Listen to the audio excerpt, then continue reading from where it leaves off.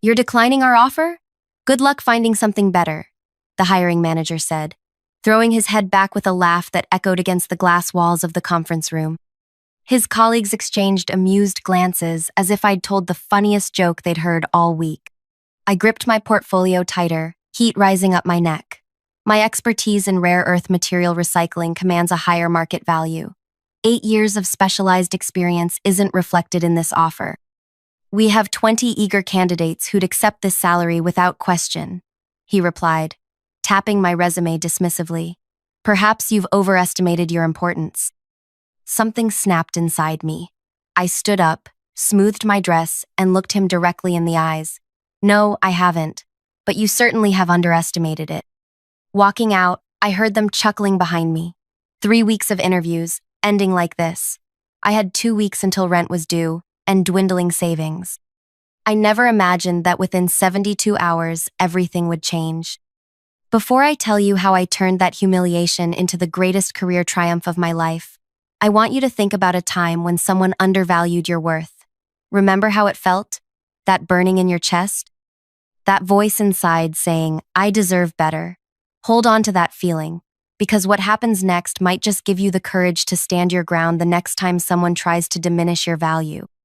My name is Belinda Arvello, and until 6 months ago, I was the unsung genius behind one of the biggest breakthroughs in rare earth material recycling technology.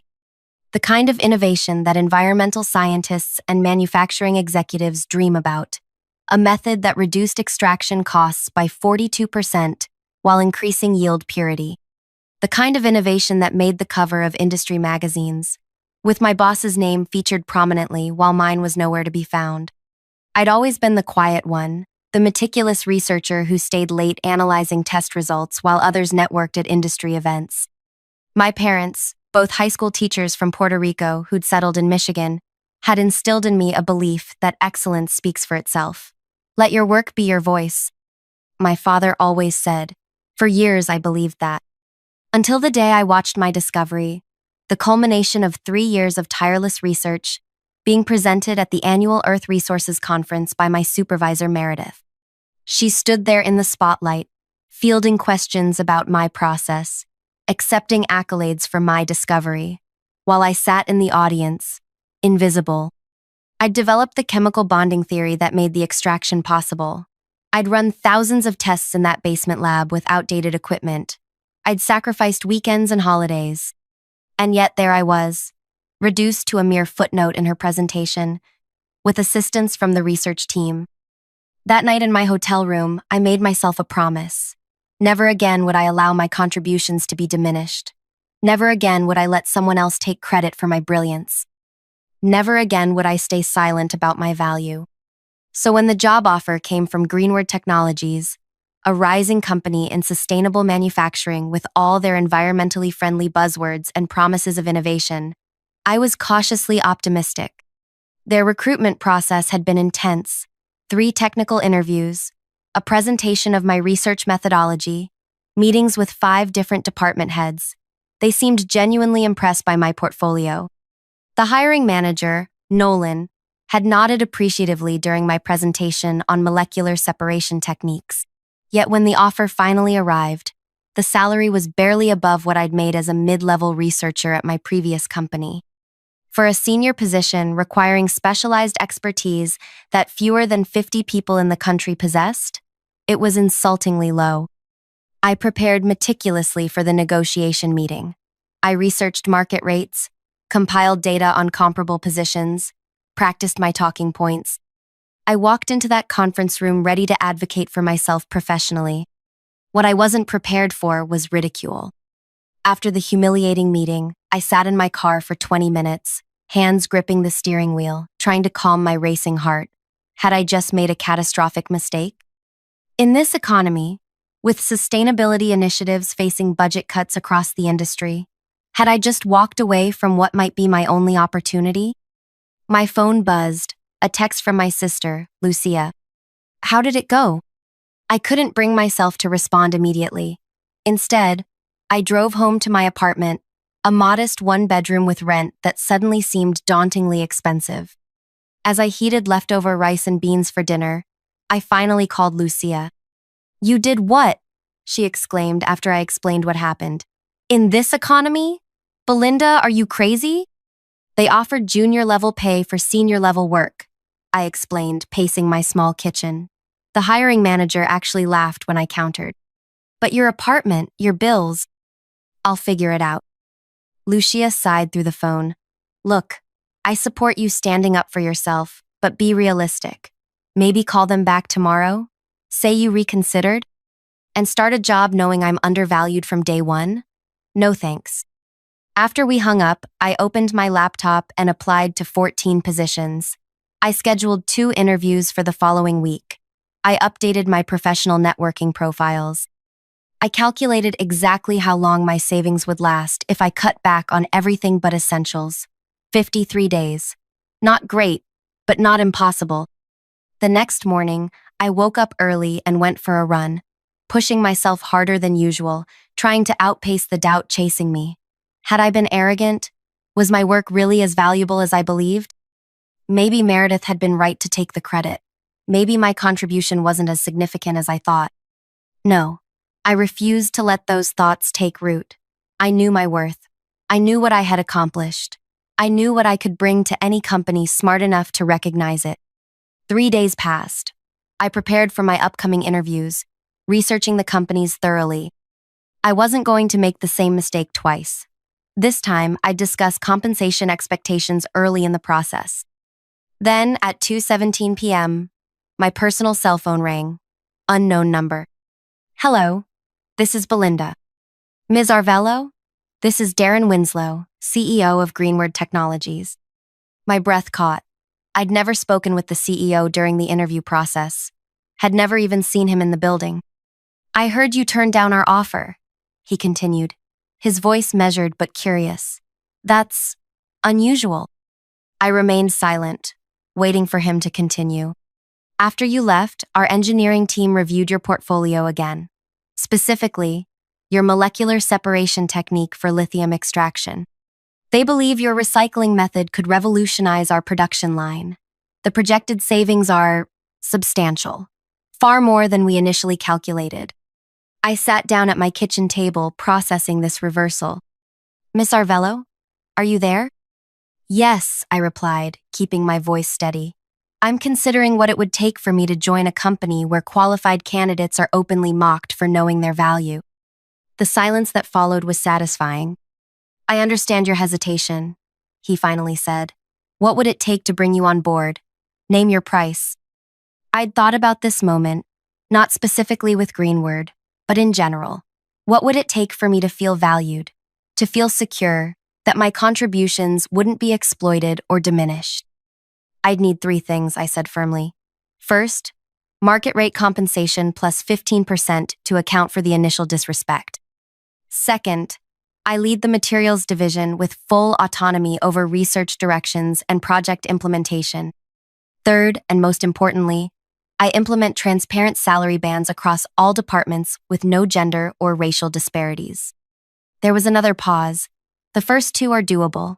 The third is unconventional for our industry. So was laughing at a qualified candidate, I replied. Yet here we are. Let me be clear, Darren said. You're asking for salary transparency across the entire organization? Yes, with particular attention to addressing historical undervaluation of women and minorities in STEM fields. I've experienced it firsthand, and I won't be part of perpetuating it. He cleared his throat. I need to discuss this with the board. Can I call you back tomorrow? Of course, I said. I'll await your call. 10 minutes after hanging up, an email arrived from Nolan, the hiring manager who had laughed in my face. Ms. Arvello, I understand you spoke with our CEO. Please reconsider our offer. The manufacturing project has already been scheduled around implementing your extraction method. We can't meet the deadline without your expertise. I apologize if our previous meeting ended on a negative note. I'd be happy to discuss terms that would make you comfortable joining our team. The contrast between his previous mockery and current desperation was striking. I closed my laptop without replying. That evening, my phone rang again. Darren Winslow. Ms. Arvello, I've spoken with the board. We'd like to accept your terms, with one modification. We'll implement the transparent salary bands, but would like to do so gradually over 6 months to allow for proper review and adjustment of existing contracts. Would that be acceptable? My heart raced. I'd expected pushback, negotiation, perhaps a counteroffer, not immediate acceptance. That would be acceptable, I replied, trying to keep the surprise from my voice. I'd want to be directly involved in the review process. Of course. We'll have legal draft a contract tomorrow. When can you start? 2 weeks later, I walked into Greenwood Technologies as the new director of material sciences. My salary was double the original offer, with a signing bonus that covered 6 months of my rent. My new office had a view of the city skyline and a small adjoining lab for preliminary testing. On my first day, I requested the compensation data for my entire division. When HR hesitated, I reminded them of the agreement with the CEO. The spreadsheet arrived in my inbox by noon. The patterns were exactly what I'd suspected. Women in similar roles were making 22% less than their male counterparts. People with Hispanic surnames like mine averaged 18% lower compensation than others with identical qualifications. The longest-serving employees, particularly those who weren't aggressive negotiators, were the most underpaid relative to new hires. I spent my first week learning the operation, meeting my team, and reviewing the current projects. Everyone was polite, but I could sense their curiosity and perhaps skepticism. Who was this newcomer who'd negotiated directly with the CEO? What made her so special? On Friday afternoon, I called a division meeting. 57 employees crowded into the conference room, including Nolan, who now technically reported to me, a fact he seemed to be struggling to accept, based on his tight smile and rigid posture. Thank you all for welcoming me this week. I began. I've been impressed by the innovation happening here, but I've also identified areas where we can improve, not just in our technical processes, but in how we value our people. I clicked to my first slide, anonymized salary data showing the disparities. This is our current compensation structure, with names removed. As you can see, we have significant inconsistencies that don't correlate with experience, performance, or contribution. The room grew very quiet. People leaned forward, searching for where they might fall on the charts.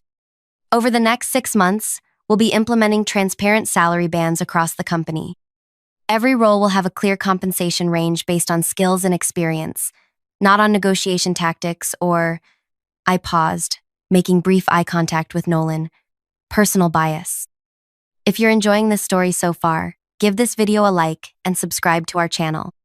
Click the bell icon so you don't miss the second part where you'll discover exactly how I transformed that toxic workplace, confronted the people who tried to undermine me, and ultimately created the most satisfying professional revenge of my career.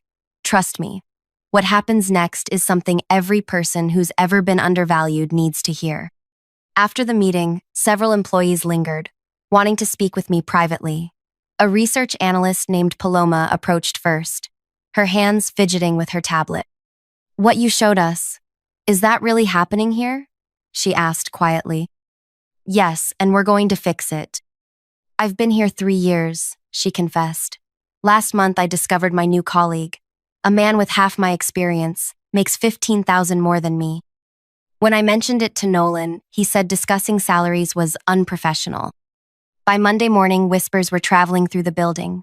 Some employees were hopeful, others suspicious, and a few, particularly those benefiting from the current system, were visibly hostile. Nolan appeared at my office door at 9:30 a.m., not bothering to knock. You've created quite the stir, he said, claiming the chair across from my desk without being invited. The executive team is concerned about what you presented on Friday. The data speaks for itself, I replied, continuing to review the project timeline on my screen. Data can be misinterpreted, he countered. Some employees have more negotiation leverage based on their unique skills. Others accept less because they value work, life balance, or other benefits. Presenting raw numbers without context creates unnecessary tension. I finally looked up. Is that what happened when I negotiated with you?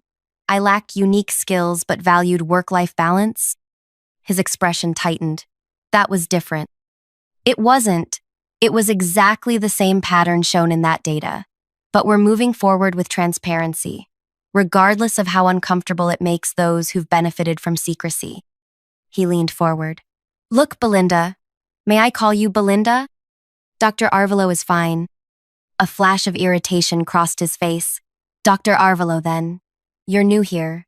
You don't understand our culture, our history. These kinds of dramatic changes could seriously impact morale. Whose morale, exactly? The underpaid employees who just discovered they've been systematically devalued? Or the overpaid executives who've benefited from that system?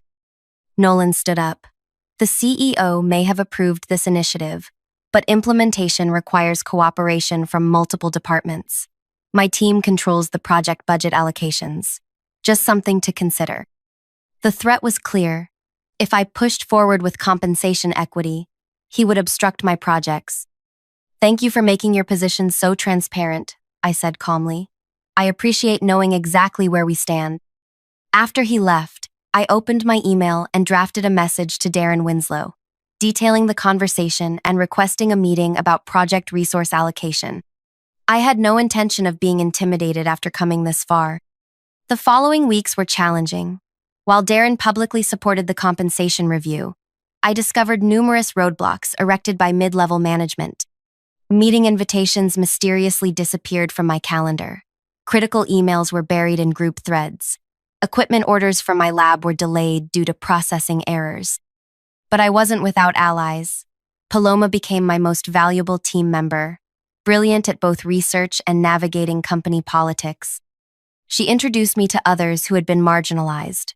A chemical engineer named Henri, who'd been passed over for promotion 3 times despite his innovations. A lab technician named Daisy, whose protocol improvements had been implemented company-wide without recognition. Together, we worked late nights and weekends, refining my extraction method for Greenwood's specific manufacturing needs. We converted a disused storage area into an additional testing space when our equipment requests were delayed. We documented everything meticulously, every achievement, every obstacle, every accidental exclusion from critical meetings. 6 weeks into my tenure, I presented our first prototype results to the executive team. The data was irrefutable.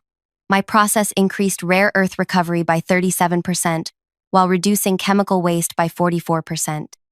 The potential profit impact was in the millions. Darren was visibly impressed. Several board members asked detailed questions about implementation timelines. Only Nolan remained stone-faced, picking at perceived flaws in our testing methodology.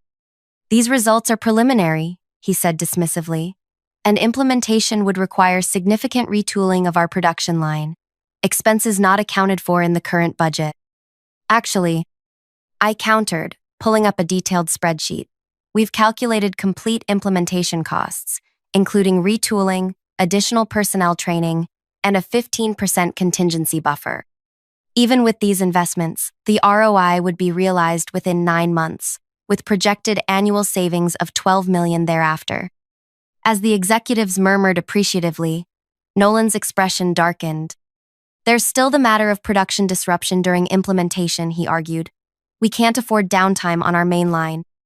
Which is why, I continued, we've designed a phased implementation that utilizes the auxiliary line first, with only 2 48-hour windows of disruption to the main production schedule.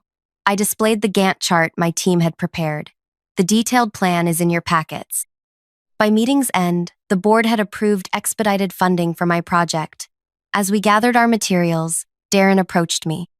Impressive work, Dr. Arvelo. This is exactly why we brought you on board. Thank you. Though it's been challenging with certain administrative hurdles. His eyebrows raised. Hurdles? Nothing my team can't handle, I replied. But I'd like to discuss them with you privately sometime. Across the room, I noticed Nolan watching us, his knuckles white around his tablet. The next morning, I arrived to find my keycard access revoked from the main laboratory. The security desk had no explanation. I called Paloma, who let me in through a side entrance. It's getting worse, she whispered. The research server was mysteriously maintenance locked last night. We lost access to all our simulation data. Do we have backups? Yes, Henri has been mirroring everything to a secure cloud since your second week. But they don't know that. I nodded. Good. Let's continue as if we've been set back. I want to see how far they'll go.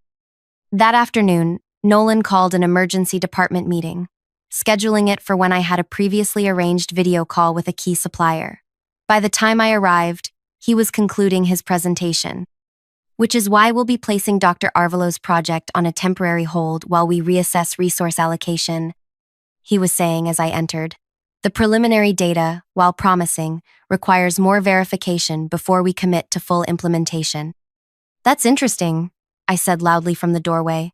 Every head turned, especially since the board approved expedited funding yesterday. Nolan's smile never wavered. Ah, Belinda, Dr. Arvelo. Glad you could join us. Yes, there was preliminary approval, but upon further review of departmental resources, I've determined we need to delay implementation until next quarter. Upon whose authority? As Chief Operations Officer, I have final approval on production scheduling. I hadn't known he held that title. It explained his level of obstruction. I see. And does the CEO know you're countermanding a board-approved initiative?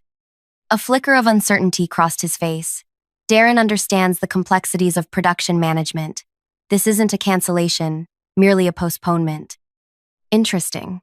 Because the reason I missed the first part of this meeting was my scheduled call with Adaptive Systems, the equipment supplier already contracted for our implementation next week. Murmurs rippled through the room. That contract hasn't been finalized, Nolan said sharply.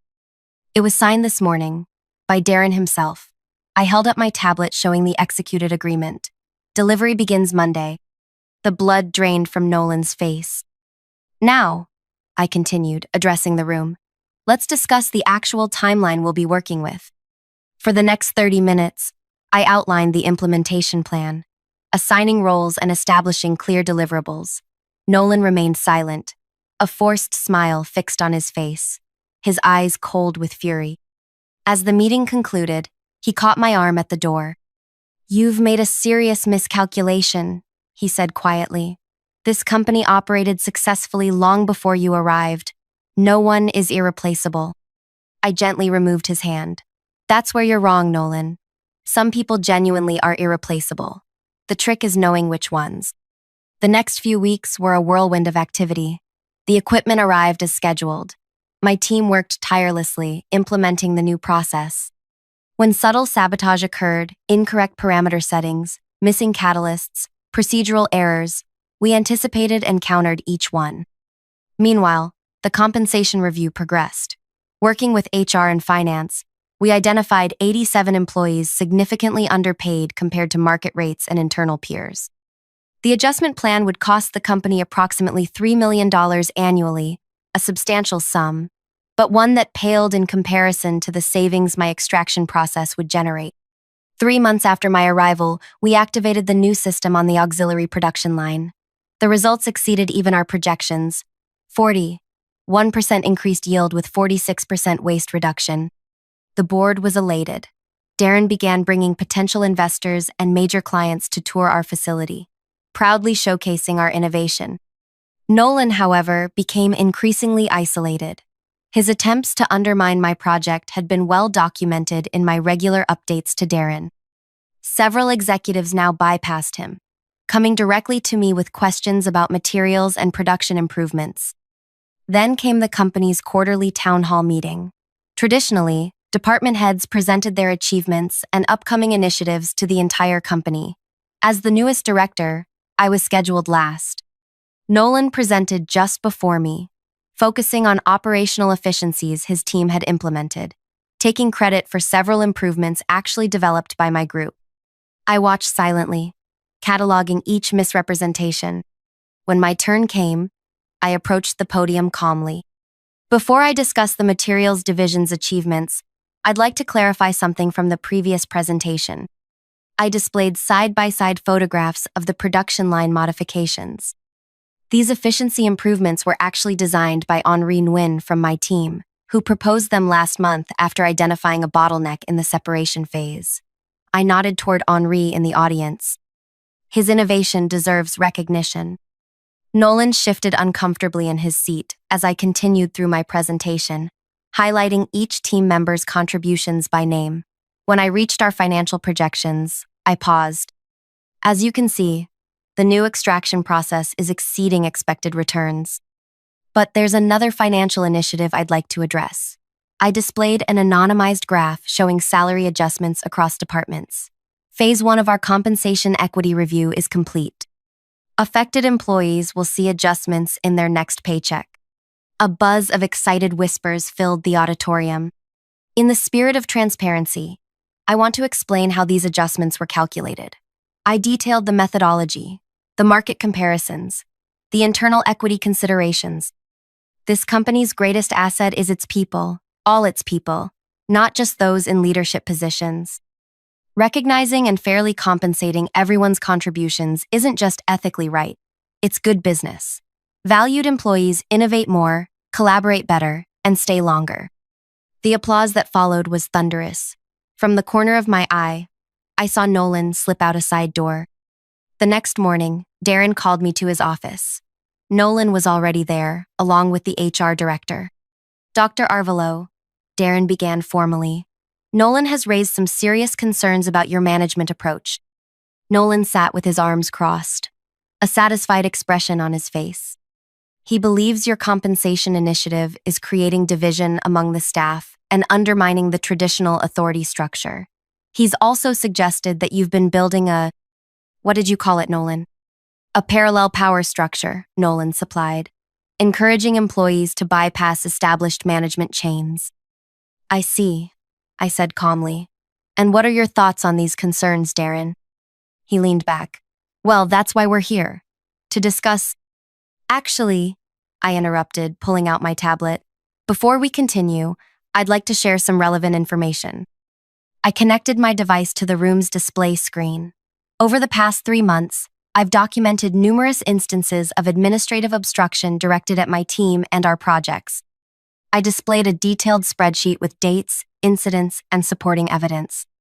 Deleted meeting invitations, restricted lab access, delayed equipment orders, resource allocations mysteriously reduced, project timeline adjustments made without consultation. I scrolled through page after page. Each incident individually could be dismissed as an oversight. Together, they form a clear pattern. Nolan's face flushed. This is absurd. You're manipulating routine administrative issues to create some conspiracy. I'm not finished, I continued. I also have documentation of credit misappropriation, innovations and improvements developed by my team that were presented as achievements of the operations division. I switched to video clips from various meetings, showing Nolan taking credit for work he hadn't done. Most concerning, however, is this. I pulled up email exchanges Nolan had believed were private. Communications instructing staff to delay or obstruct approved projects. Direct violation of company policy and potentially fiduciary responsibility. The room fell silent. Darren's expression had transformed from concerned to stunned. How did you get those emails? Nolan demanded. Recipients who were uncomfortable with your instructions forwarded them to me. Quite a few people, actually. Darren finally found his voice. Nolan, is this accurate? It's taken completely out of context, he sputtered. This woman comes in here, disrupts established procedures, demands exceptional treatment. The extraction process she implemented will generate an estimated $14 million in additional profit this year. Darren interrupted. The compensation adjustments affect less than 10% of our operating budget while potentially reducing our historically high turnover rate. I'm not seeing the problem. The problem, Nolan said, his voice rising, is that she's undermining my authority. She went directly to you to get this job, bypassing proper channels. She demanded special treatment, special compensation. I demanded fair compensation, I corrected, for myself and for others. You know nothing about how this company operates. 8 years of specialized experience? Please, I've been in this industry for 15 years. And yet, I said quietly, you didn't recognize the potential of my extraction method until the CEO pointed it out to you. You laughed when I stated my worth. You've been trying to sabotage my work since I arrived. Why? Because I refused to accept less than I deserve? Darren held up his hand. That's enough. Nolan, I need to speak with you privately. Dr. Arvello, thank you for this information. We'll continue our discussion later. I gathered my materials and left, closing the door behind me but lingering in the adjacent hallway. Through the not quite soundproof walls, I heard Darren's voice rise. Completely unacceptable behavior. The board will. 2 hours later, a company-wide email announced a reorganization of leadership structure. Nolan would be transitioning to an advisory role effective immediately. The operations division would temporarily report directly to the CEO until a replacement could be found. The following week, Darren called me back to his office. I'd like to offer you a promotion, he said without preamble. Executive Vice President of Innovation and Operations. You'd oversee both your current division and the operations team. I raised my eyebrows. That's a significant expansion of responsibilities. With compensation adjusted accordingly, of course. He slid a paper across the desk. The figure made me blink. You've demonstrated exceptional technical expertise, he continued. But more importantly, you've shown leadership qualities we desperately need. You identify problems, develop solutions, and stand by your principles even when it's difficult. Those are rare traits. I studied him carefully. And the Compensation Transparency Initiative continues as planned. In fact, I'd like you to accelerate it. The board has reviewed the initial data and agrees we need to address these disparities company-wide. I nodded slowly. In that case, I accept. 6 months after walking out of that humiliating interview, I sat at the head of the conference table in the same room where Nolan had laughed at my counteroffer. The space had been renovated, brighter lighting, new technology, even the chairs were different. But the transformation of the company culture was even more dramatic. The compensation review was complete. Every employee now understood exactly how their salary was determined and what they needed to do to advance. Productivity had increased 23%. Turnover had dropped by half. My extraction process had been fully implemented across all production lines, generating savings that exceeded our most optimistic projections. 3 competitors had already approached us about licensing the technology. As the executive team filed in for our strategic planning session, I noticed a new face, a young woman clutching a portfolio, looking exactly as nervous as I had felt during my interviews. Everyone, this is Akira Tanaka, Darren introduced. She's joining us as our new environmental compliance specialist. I smiled at her. Welcome, Akira, we're glad to have you. After the meeting, she approached me hesitantly. Dr. Arvello? I just wanted to say, your work on rare earth recycling has been revolutionary. It's why I wanted to join Greenward. Thank you, that means a lot. She glanced around to ensure no one was listening. I also heard about what you did with the compensation structure. My previous employer had similar issues. It's inspiring to see someone actually fix the problem instead of just acknowledging it. I thought about my journey, from being mocked in a job interview to transforming an entire company culture. Never let anyone tell you what you're worth, I told her, and never stay silent when you see others being undervalued. As she left, my phone buzzed with a news alert. My previous employer, the one where Meredith had taken credit for my work, was struggling after failing to keep pace with new extraction technologies. Their stock had dropped 30% in 3 months. I smiled and closed the notification. Sometimes the best revenge isn't what you do to others, it's what you build for yourself and those around you. If my story resonated with you, please hit that like button and subscribe to our channel. I'd love to hear in the comments about a time when you stood your ground and demanded your worth, or maybe when you wish you had. Has anyone ever underestimated you only to regret it later? Share your experiences below. And don't forget to turn on notifications so you never miss another story of triumph over those who try to diminish your value. Remember, knowing your worth isn't arrogance. It's self-respect. And sometimes, it's the first step toward changing not just your life, but an entire system.